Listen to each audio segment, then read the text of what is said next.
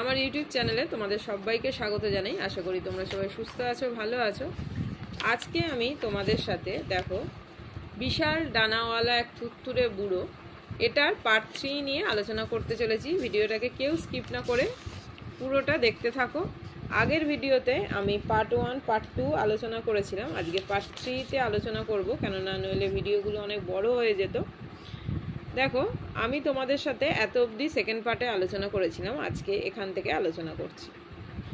তো দেখো কি লেখা আছে, গোড়ায় যখন তাদের বাচ্চা হাঁটতে শিখলো তারা খুবই সাবধানে ছিল সে যাতে কখনো মুরগির খাঁচাটার খুব কাছে না যায়, মানে বাচ্চাটা যাতে মুরগির খাঁচার খুব কাছে না যায়। কিন্তু তারপর তারা ক্রমে ক্রমে তাদের ভয় হারাতে শুরু করলো আর গন্ধটায় অভ্যস্ত হয়ে গেল। কিন্তু পরে কি হলো, ধীরে ধীরে তারা কিন্তু সেই ভয়টা হারাতে শুরু করলো।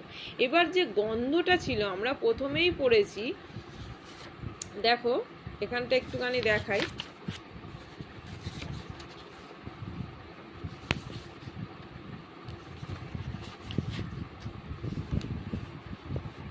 দেখো এইখানে আমরা প্রথমেই পড়েছিলাম যে ওরা ভেবেছিল জ্বরটা হয়েছে ওই পচা বদ গন্ধটার দরুন, একটা গন্ধ যে বাজে গন্ধটার কথা আমরা প্রথমেই পড়েছিলাম।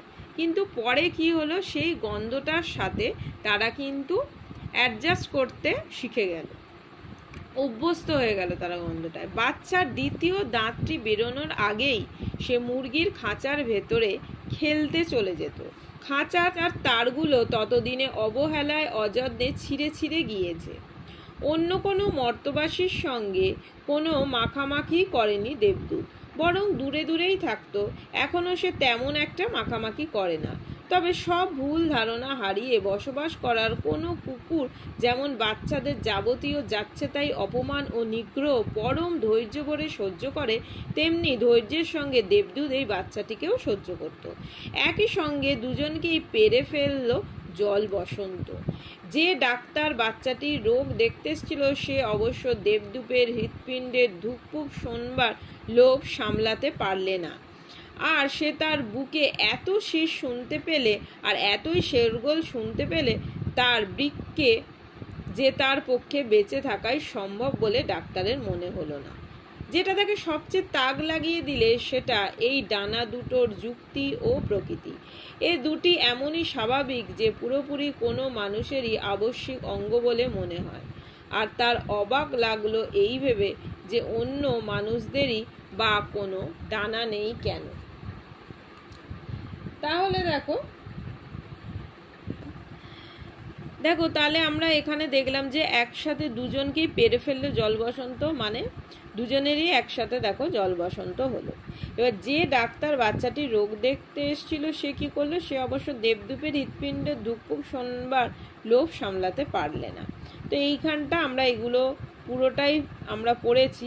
আর এই যে বাচ্চাটা, এই বাচ্চাটিকেও কিন্তু কি করতো, ওই দেবদূত কিন্তু অত্যন্ত ধৈর্যের সঙ্গে কিন্তু বাচ্চাটিকে সহ্য করত। এখানে আমরা আর কি পড়লাম যে দেখো এই যে এইখানটা যেটা তাকে সবচেয়ে তাক লাগিয়ে দিল সেটা এই ডানা দুটোর যুক্তি ও প্রকৃতি। এই দুটি এমনই স্বাভাবিক যে পুরো কোনো মানুষের কি বলছে আবশ্যিক অঙ্গ বলে মনে হয়। আর তার অবাক লাগলো এই ভেবে যে অন্য কোনো মানুষদেরই বা কোনো ডানা নেই কেন। তারপরে দেখো কি বলছে, বাচ্চা যখন স্কুলে যাওয়া শুরু করলো সেটা রোদে বৃষ্টিতে মুরগির খাঁচার সম্পূর্ণ ধ্বংসের কিছুকাল পরে। দেবদূত এখন এখানে, আমি আগে পড়ে দিই তারপর তোমাদেরকে পুরোটা বুঝিয়ে দিচ্ছি। এখন এখানে সেখানে ঘুরে বেড়ায় পথ হারা দিক ভোলা কোনো মূর্ষের মতো। ওরা তাকে ঝাঁটা মেরে বার করে দেয় শোবার ঘর থেকে, কিন্তু পরক্ষণেই তাকে দেখে রান্নাঘরে। একই সঙ্গে তাকে এত বিভিন্ন জায়গায় দেখা যায় বলে মনে হয় যে তারা অবাক হয়ে ভাবে এর আবার আরও কতগুলো সংস্করণ হয়ে গেল নাকি। সে কি নিজেকেই তৈরি করছে বাড়ির কোনায় খামচিতে। আর বিপর্যস্ত তিতি বিরক্ত এলিসেন্দা ডুকরে গলা ছেড়ে চেঁচিয়ে মেচিয়ে বলতে লাগলো, দেবদূতে থই থই করা কোনো নরকে বাস করা কি যে জঘন্য কাণ্ড। দেবদূত এখন খেতেই পারে না, কিন্তু তার প্রত্ন প্রাচীন চোখও এখন এত ঘোলাটে হয়ে গেছে যে সব সময় সে জিনিসপত্রে ধাক্কা খায়। তার শেষ পালকগুলো নিছক সূক্ষ্ম জালের মতো দাঁড়গুলো এখন আছে তার। পেলাইও একটা কম্বল ছুঁড়ে দেয় তার ওপর, তাকে করুণা করে একটা আটচালার নিচে শুতে দেয়।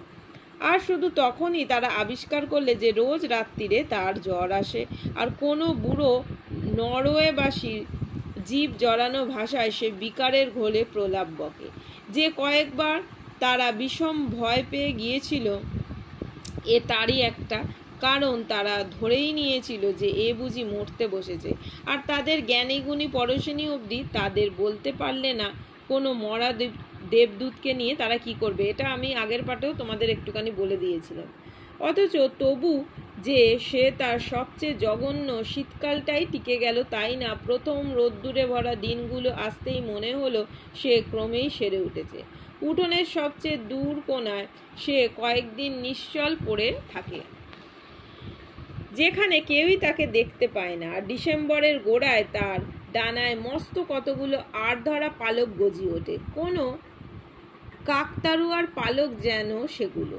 তার জরার অনেকটা দুর্ভাগা লক্ষণ বলেই মনে হলো এই পালকগুলোকে। কিন্তু সে নিজে নিশ্চয়ই জানতে পেরেছিল এসব বদলের আসল কারণ, কেননা কেউ যাতে তা না দেখতে পায় এ বিষয়ে সে খুবই সজাগ ছিল।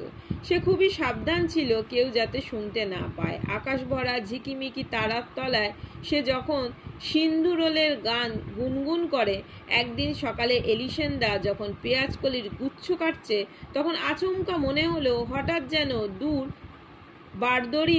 বারদরিয়া মানে তোমাদের আমি বলেছি এক ঝলক হাওয়া এসে ঢুকেছে। আমি মানেগুলোও তোমাদের বলে দিচ্ছি, আগে পড়ে নি।